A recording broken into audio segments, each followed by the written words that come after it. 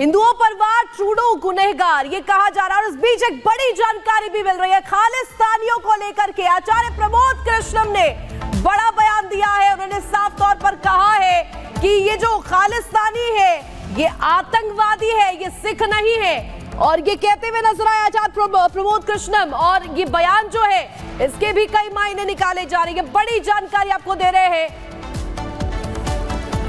आचार्य प्रमोद कृष्णम इस वक्त हमारे साथ फोन लाइन पर जुड़ गए हैं। जिस तरीके से आपने बयान दिया है आचार्य प्रमोद कृष्णम जी, जिस तरीके से आपने कहा कि खालिस्तानी जो है ये आतंकवादी है, इसके आपके क्या मायने हैं?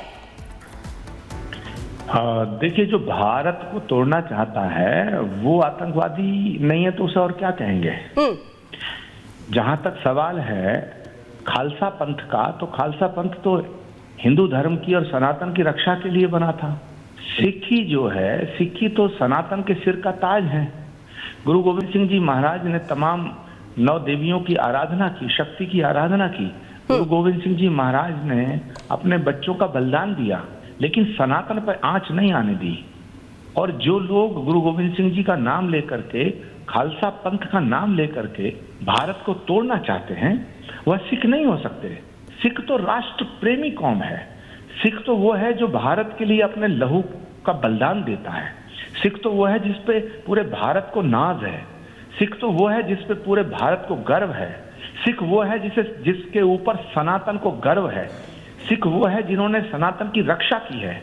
और सनातन को तोड़ना, मंदिरों पे हमले करना, ये जो मंदिरों पे हमले करने वाले लोग हैं ये पाकिस्तानी हो सकते हैं, ये आतंकवादी होंगे, ये सिख नहीं हो सकते हैं। जो मंदिरों पर हमले कर रहे हैं वो सिख नहीं हो सकते हैं, और जो सिख हैं वो मंदिरों पर हमले नहीं कर सकते हैं।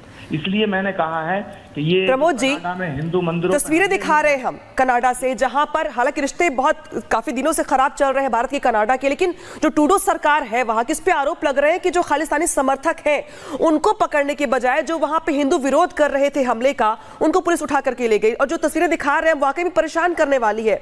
इसको लेकर के जो स्टैंड होना चाहिए भारत का, उसको लेकर बात करेंगे हम, लेकिन जो तस्वीरें आप भी देख रहे हैं उसको लेकर आपके मन में क्या सवाल खड़े हो रहे हैं? क्या पूजा करना भी अपराध बन गया कनाडा में?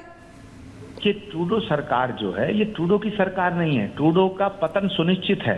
जिसने सनातन को अटैक किया, सनातन पे हमला किया, उसका पतन हो गया। और सनातन के मंदिरों को पर हमला करना, सनातन के मंदिरों को अटैक करना, ये किसी भी कीमत पर बर्दाश्त नहीं किया जाएगा। इस देश में, पूरी दुनिया में सनातन को मिटाने की एक साजिश हो रही है। एक बड़ी बिग कॉन्स्पिरेसी है सनातन के खिलाफ। और सनातन को मिटाना लोग इसलिए मिटाना चाहते हैं सनातन को, क्योंकि सनातन अगर मिट गया तो भारत मिट जाएगा। ये लोग सनातन के खिलाफ ही नहीं है, ये भारत के खिलाफ है। ये भारत को तोड़ना चाहते हैं।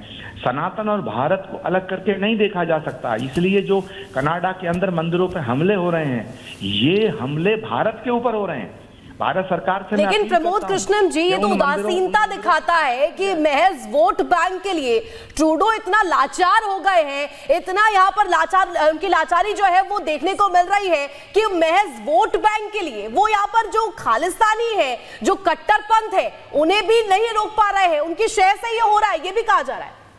जो भारत को तोड़ना चाहता है, अलग देश बनाना चाहता है, वो देश का दुश्मन है, वो आतंकवादी है। मैं बिल्कुल कह रहा हूँ। खालिस्तान का नाम लेकर के हमारे सिख भाई बहनों की भावनाओं को भड़काना जो चाहते हैं ये आतंकवादी हैं। दूसरी बात मैं कहना चाहता हूं कि वोट बैंक की पॉलिटिक्स जो ट्रूडो की बात कर रहे हैं वो तो भारत के अंदर भी हो रही है। भारत के अंदर विपक्ष के सभी नेता हिंदू मंदिरों पर हो रहे हमले की निंदा नहीं कर रहे हैं। ये सब खालिस्तानियों का समर्थन करना चाहते हैं। ये जितने भी, राहुल गांधी खुद खालिस्तानियों के साथ खड़े हैं, अखिलेश यादव खालिस्तानियों के साथ खड़े, विपक्ष के नेता खालिस्तानियों के साथ खड़े। ये जो खालिस्तान की मांग कर रहे हैं ये किसी धर्म और किसी कौम के नहीं है, ये लोग भारत के दुश्मन हैं। बिल्कुल, और इसीलिए सवाल खड़े हो रहे हैं कि आखिर कनाडा में हिंदुओं पर हमले कब तक? शुक्रिया आपका तमाम बातचीत करने के लिए। बड़ी खबरों में आगे अब बात करेंगे देवभूमि में दर्दनाक हादसे की। प्राथमिकता है कि घायलों को इलाज मिले, इसके लिए सभी अधिकारी मौके पर जा रहे हैं। इसमें सर्च एंड रेस्क्यू ऑपरेशन अभी चल रहा है। 36 टोटल कैजुअल्टीज की पुष्टि हुई।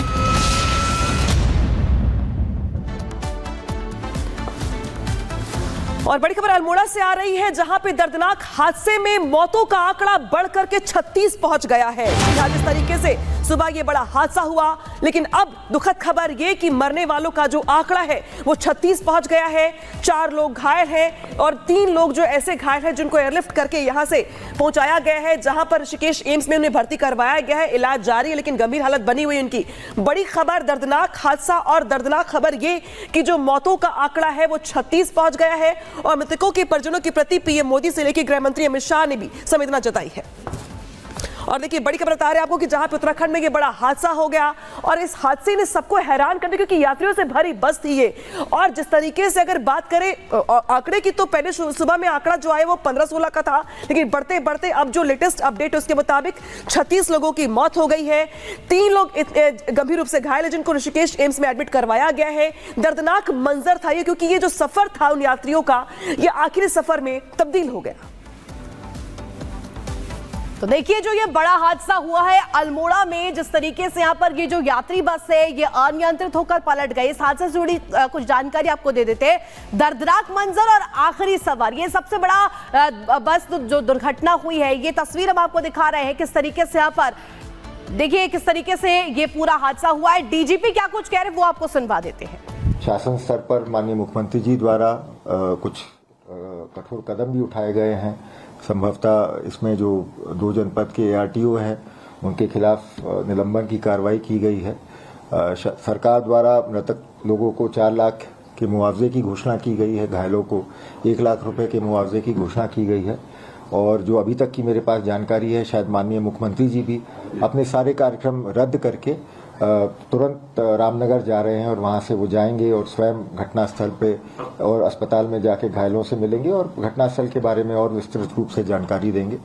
और मैं बस यही कहना चाहूँगा कि पूरी उत्तराखंड पुलिस, हमारे सारे संसाधन इस समय इस मतलब गंभीर एक्सीडेंट को लेके जो भी हमें बचाव और राहत की कार्रवाई करनी है उसमें जुटे हुए हैं। हमारी SDRF की टीम, 2 जिलों की टीम और वरिष्ठ अधिकारी भी रास्ते में हैं, जल्दी मौके पे पहुंच जाएंगे। और इसमें एक इनपुट ये मिला है कि जैसे कमिश्नर कुमाऊं ने बताया कि 15 लोग रामनगर हॉस्पिटल में हैं, हाँ। 36 लोगों की मौत हो चुकी है और 4 लोग वहां से ऋषिकेश एम्स और हल्द्वानी रेफर किए गए। ये कमिश्नर कुमाऊं का कहना है, अधिकृत चीज है। तो 42 सीटर बस थी और 57 का आंकड़ा हो रहा है यात्रियों का। तो ये वैसे तो ARTO प्रवर्तन का काम है, तो पुलिस के जुरिडिक्शन में कितना आता कि इनके खिलाफ सघन देखिए इसमें समय समय पे जब भी इस प्रकार के एक्सीडेंट्स हुए हैं, और ये कुछ हॉटस्पॉट्स हैं जहां पर इस प्रकार के, और कुछ जनपद हैं हमारे जहां पे इस प्रकार की गंभीर घटनाएं हुई हैं, तो हमेशा इसमें हम लोगों ने ट्रांसपोर्ट डिपार्टमेंट के साथ मिलके कोशिश यही की है कि आगे उस इलाके में कम से कम इस प्रकार की घटना की पुनरावृत्ति ना हो।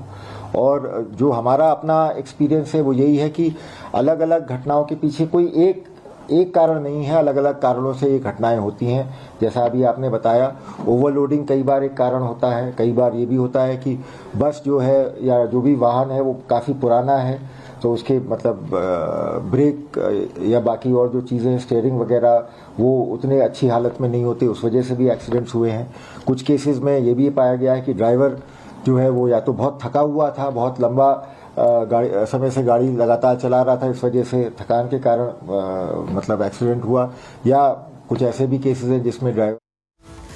तो डीजीपी का बयान सुन रहे थे आप, जहां पे वो जानकारी देते कि किस तरीके से जो राहत बचाव का काम है वो चलाया जा रहा है। खुद मुख्यमंत्री पुष्कर सिंह धामी पूरे हालात में नजर बनाए हुए, लेकिन ये दुखद हादसा जिस तरीके से निकल के सामने आया है, 36 लोगों की मौत हो गई है, कई लोग गंभीर रूप से घायल हो गए हैं। पूरी खबर दिखाते हैं रिपोर्ट के जरिए।